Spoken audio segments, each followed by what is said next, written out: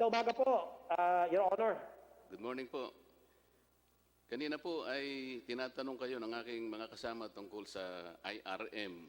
Ang gusto ko pong itanong muna sa inyo, ano po ba yung legal basis po ng IRM, Mr. Secretary? Maraming salamat po. Meron po tayong Republic Act 7875 at saka yung pong RA 11223 allowing PhilHealth to implement guidelines in provision of benefits, benefit payments, and allows PhilHealth to contractually engage healthcare providers. Meron din po yung Proclamation number 922, Your Honor, Mr. Chairman, declaring a state of public health emergency throughout the Philippines, allowing the government to utilize resources to prevent loss of life and to cut the epidemic transmission. Proclamation number 929 po, series of 2020, declaring a state of calamity throughout the Philippines and impose an enhanced community quarantine throughout Luzon. These, along with Proclamation number 929, are the basis of classifying COVID-19 as a so-called fortuitous event. Republic Act number 11469, or the Bayanihan to Heal as One Act, mandates PhilHealth to ensure that there is available funding to address the health crisis. This also allows PhilHealth to engage the private sector. Yun lang po, sir. Yun lang po, Your Honor, Mr. Chairman. Mr. Secretary, kasi binasa ko rin po yung Republic Act 7875 at saka yung amending legislation, yun pong 9141. Tiningnan ko po yung mga guiding principles, Mr. Secretary. Halimbawa po yung Article 1, Section 2, last paragraph or last sentence. Meron pong sinasabi ron yung paragraph F, effectiveness. Ang sabi po rito, Mr. Secretary, the program shall balance economical use of resources with quality of care. Ibig po sabihin ito, kahit anuman pong programa ang dapat na ipatupad ng PhilHealth, ay hindi po dapat kalimutan yung guiding principles na kung saan sa pagsasagawa po ng katungkulan o mandato ng PhilHealth para sa kaligtasan at kalusugan ng ating mga kababayan, yung economical use of resources po palaging nandoon eh. Ang totoo nun, meron pa pong isang paragraph Q, may sinasabi puro na cost containment. Ang sabi po rito, the program shall incorporate features of cost containment in its design and operations. Ibig sabihin po, Mr. Secretary, kung sakaling gusto niyong magpanukala ng isang IRM, ang palagi nating titingnan ay yung economical features ng cost containment at saka yung economical use of resources. Ang nangyari po kasi, Mr. Secretary, napakabilis po ng pagpapatupad ng IRM, pero nagkulang sa mekanismo kung paano ito ay maiingatan. Katulad po ng tinanong sa inyo kanina, hindi naman po mga COVID cases yung pinuntahan ng mga ibang pondo, katulad ng dialysis at iba't ibang mga kaso. Iyon pala ay meron naman po namin, Mr. Secretary, ang dami po kasing ginagawa ang EXICOM ninyo na sa tingin namin ay napapalusutan ang board. Bibigyan ko po kayo ng halimbawa, Mr. Secretary. Noon pong December 5, 2017,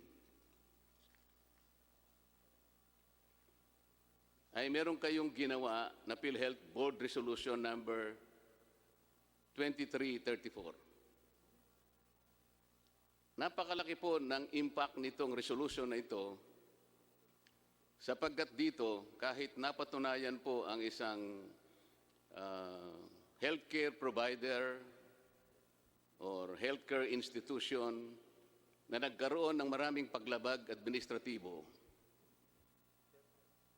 ito ay po pwede ninyong kansilahin ang kanilang suspendihin ang kanilang accreditation.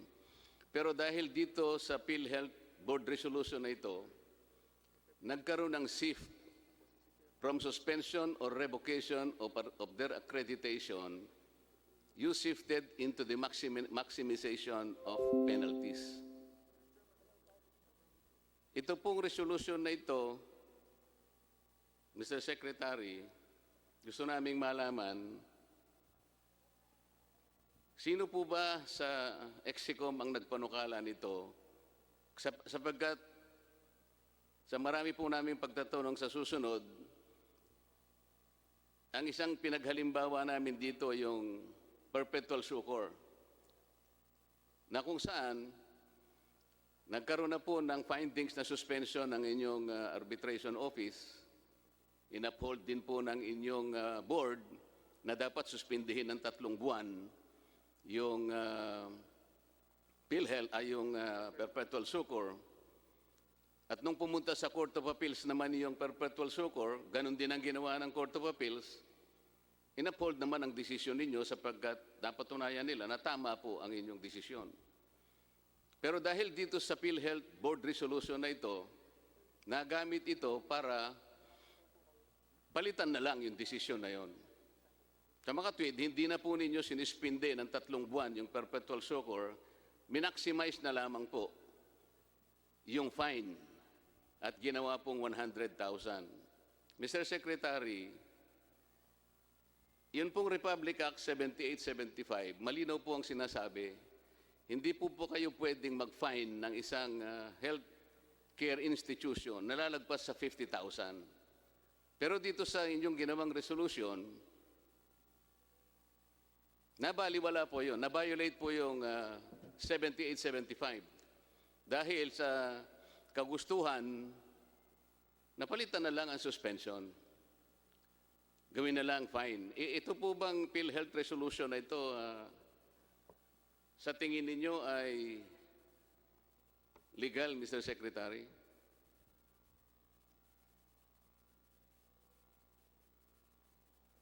Secretary Duque? Yes, go ahead.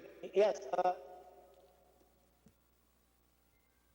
yes, Your Honor, Mr. Chairman, yung pong resolution ng PhilHealth patungkol po sa in lieu of suspension or revocation of accreditation, pinapatawan ng maximum monetary fine, ay tugon po ito doon sa mga pasyente po na nakiusap na hindi po mapatid ang kanilang access sa mga serbisyo katulad po ng mga cancer patients or dialysis patients na kapag ka po ni-revoke or sinuspend ang accreditation, madi-disenfranchise naman po itong mga pasyente, Mr. Secretary, lalo na po yung mga may malulubhang karamdaman. Ang tingin ko po, ang mandato ng PhilHealth ay siguraduhin po na ang mga miyembro ay hindi mawawalan po ng sapat na serbisyo, lalo na po sa mga malubhang mga sakit. Mr. Yun lang po yung Secretary, ating primary may I cut you consideration short, po Mr. dito. Secretary? Wala na po iba. Alam na po namin yung Salamat po. argumentong ginamit nyo sa PhilHealth Board Resolution 2334 na sinasabi nga para hindi mawalan ng pagkakataon yung mga pasyente na magamit yung institution, kaya dapat i-maximize na lang ang fine at saka ang dapat na parusahan na lang mga health professionals. Pero dito po sa kaso ng perpetual succor, Mr. Secretary, na ito ay located sa Cebu, alam naman po namin meron pong 6 na level 3 na hospitals doon. Hindi naman po nangangahulugan na kapag kayo sinuspinde ng 3 months, wala nang pupuntahan yung mga pasyente. Ang totoo po, Mr. Secretary, nabasa ko po yung minutes ng inyong meeting. Ang meeting po ng, meron po kayong committee na tinatawag na Committee on Appealed Administrative Cases. Doon po, nakita ko na may 6 namang ospital na level 3 din po. Pero ang totoo, inamin po doon sa minutes na yon Nandito yata si Attorney Mangasar. Meron pang Attorney Grande doon na nagsasalita galing sa inyong opisina representing your office na meron pong ilang mga sisters ng Perpetual Sucor ang pumunta sa opisina ni Attorney Mangawang. At sinasabi nila doon, kawawa naman po yung mga ilang pasyente ng hemodialysis. May dala-dala po silang petition ng mga constituent sa Cebu. Kawawa naman po kung mawawalan ng revenues ang ospital sapagkat may utang yata silang 60 million to upgrade their equipment and facilities. Ganun po ba ang magiging kadahilanan lamang, Mr. Secretary? E di sasabihin po ng iba, sabi nga ng isang paghahalimbawa namin, pag hinuli ng pulis yung driver, wag naman po, kawawa po itong mga pasahero namin. Hindi po ganun yata ang sinasabi ng batas eh. Kahit na po ibalanse natin to, Mr. Secretary, paano natin madideter, paano natin matatakot ang mga healthcare institutions na gumawa ng sarit-saring napakaraming mga paglabag kung patatawarin naman pala natin sila. Ano po ba ang pinakabatayan po kung Your bakit Honor, po ang... naririnig po niyo ako, Your Honor? Naririnig ko po kayo. Sinasaysay ko lang po ang katwiran kung bakit yung argumento na kawawa naman ang mga pasyente ay hindi po dapat tanggapin na ganun lang sapagkat nakalabag din sila. Kapag hindi po natin pinarusahan at pinalitan yung suspension, ipag-aakala po ng lahat ng mga healthcare institutions, okay na tayong gumawa ng paglabag. Ang totoo naman yan ay ima-maximize lang nila yung fine. Magkano lang po ba yung fine, Secretary? 100,000. Sa kaso po ng PhilHealth, nag-a-average po siya ng 30 million per month na claims mula sa PhilHealth. So pag sinuspindi nyo siya ng 3 months, 90 million maliwanag ang mawawala sa kanya.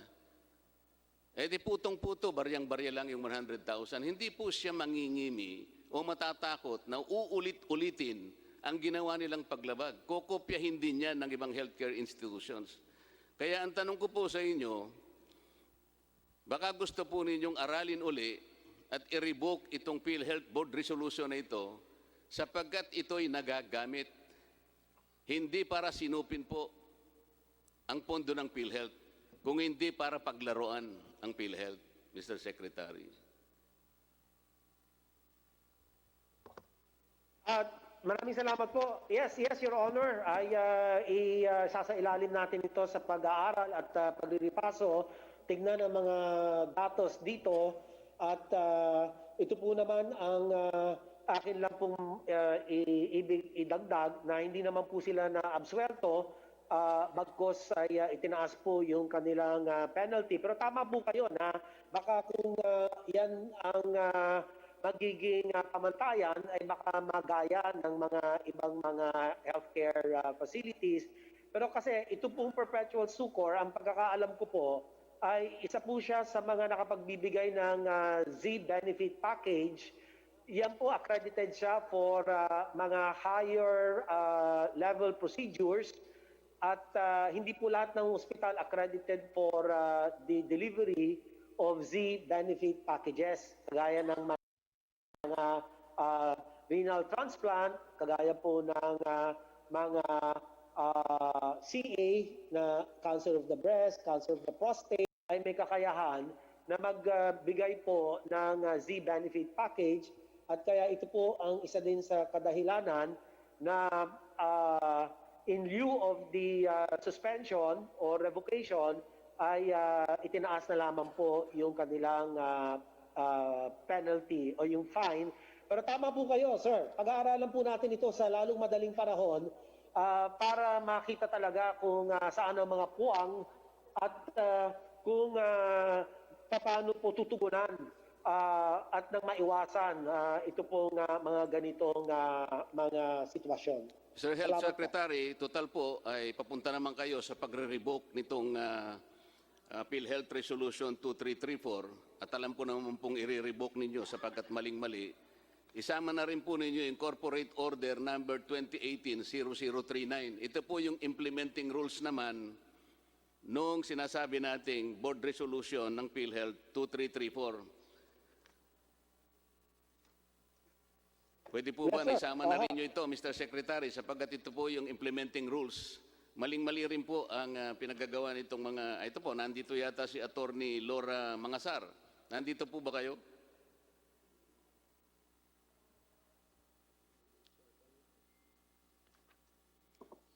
Hindi po kasi magiging mabuti, Mr. Secretary, nasa harap po ng napakaraming administrative na paglabag ng mga HCIs o mga health care centers, ay papalitan nyo lamang basta nawawala po yung inyong quasi-judicial power na nasa Republic Act 7875. Kaya po humaba itong pagtatalong ito, Mr. Secretary, at napapunta pa nga po doon sa pagkakakontempt ng inyong isang abogado rito dahil pinipilit niya na kahit po pala pinagtibay na ng inyong arbitration board at pinagtibay na rin ng inyong PhilHealth board at kayo naman ay sinuportahan ng Solicitor General, ipinipilit po niya sa kanyang pangangatwiran na pwede pa rin yung palitan dahil ang PhilHealth po ay merong quasi-judicial body. Kaya po siya napilitang i-contempt namin sapagkat kung ano-ano po yung pinagsasasabi niya eh. Kahit basahin po ninyo yung Republic Act 7875, yung quasi-judicial power ninyo, hindi po saklaw. Napapalitan ninyo mismo ang sarili ninyong desisyon, lalong-lalo na kung ito'y pinagtibay na ng korte. Ngayon, nung tinanong po siya, kung titindigan pa niya yung sinasabi niya, malupit po ang kanyang sagot. I stand by my opinion. Kasi po gumawa siya ng opinion eh. Gumawa siyang legal opinion, Mr. Secretary, 1 year after the promulgation of PhilHealth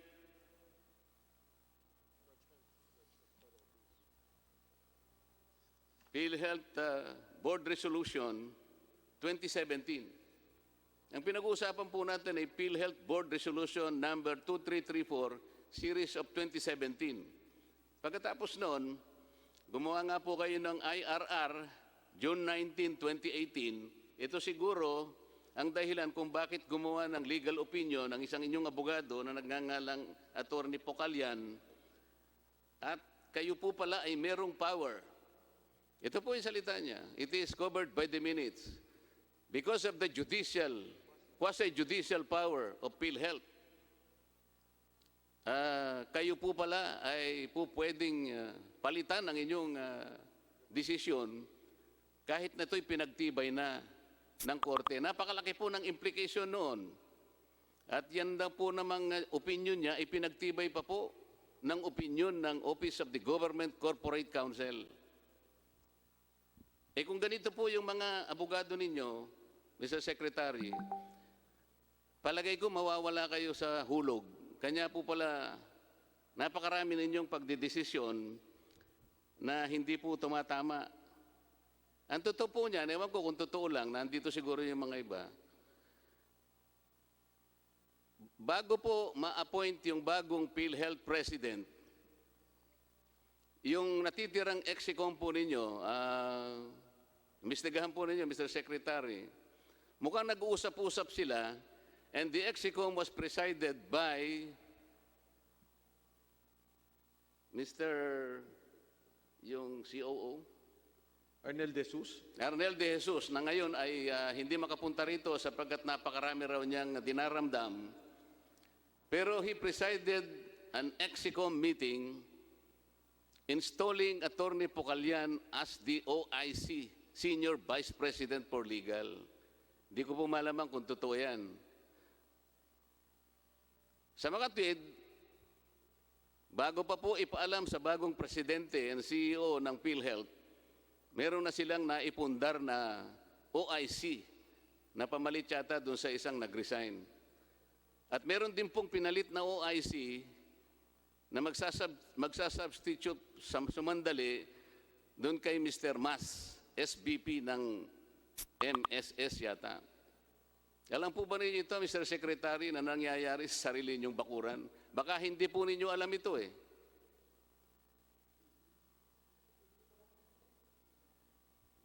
Salamat po. Yung pong pagtatalaga nito mga OIC, ang layunin lang po, ang aking pong pagkakaintindi, ay para hindi po matigil ang day-to-day operations kasi maapektuhan po ang delivery of services. So sa madalit salita, in the exigency of service, ang atin pong COO ay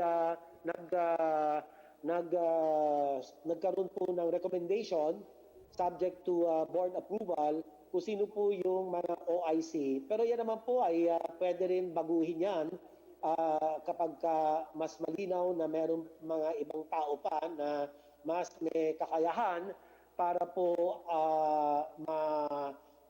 maipwesto at gawin yung pinakamahusay at talagang yung exigency of service or yung pong hindi maputol ang serbisyo, Mr. Chairman. Mr. Your Secretary, kayo na rin po nagsabi, para sa exigency ng service, dapat ipalit yung pinakamahusay. Pinakulong nga po namin yan dahil na contempt eh. Ano po ba, parang nililibak po ba yung House of Representatives at siyang nilagay ulit dyan na OIC? Wala na po bang mas pulpul kaysa dyan, Mr. Secretary? Hindi na nga po namin maintindihan yung kanyang legal opinion eh. Isip-isipin po ninyo, ang sinasabi niya, even the finality of judgment, the immutability of judgment can be changed. Sinabi po niya yung kadahilanan. Isa po, clerical error. Ang isa po, non-protunct.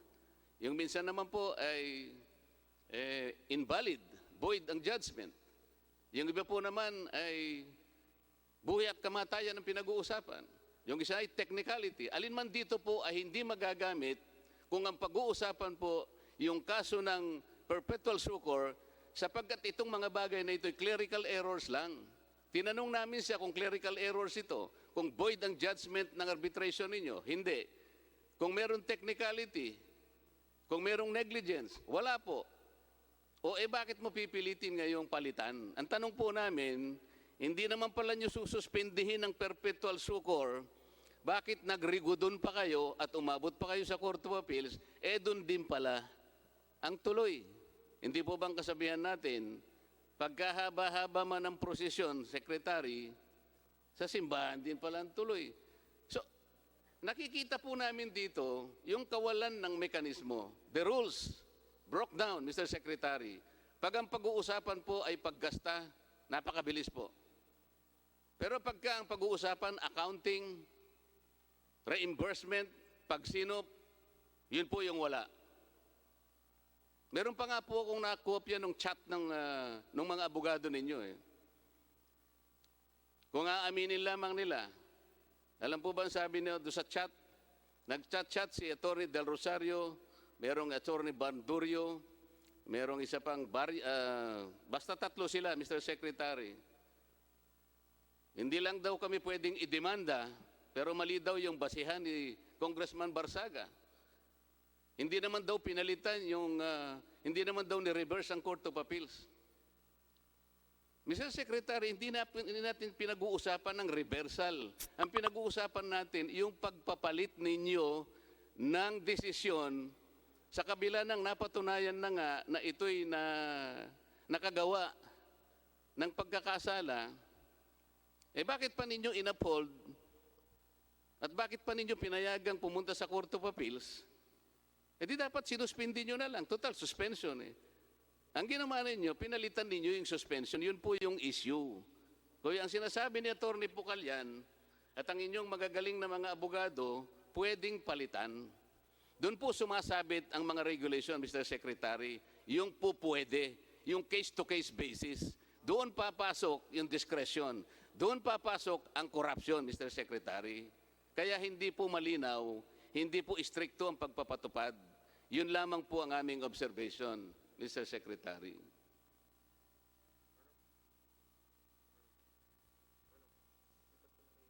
Akin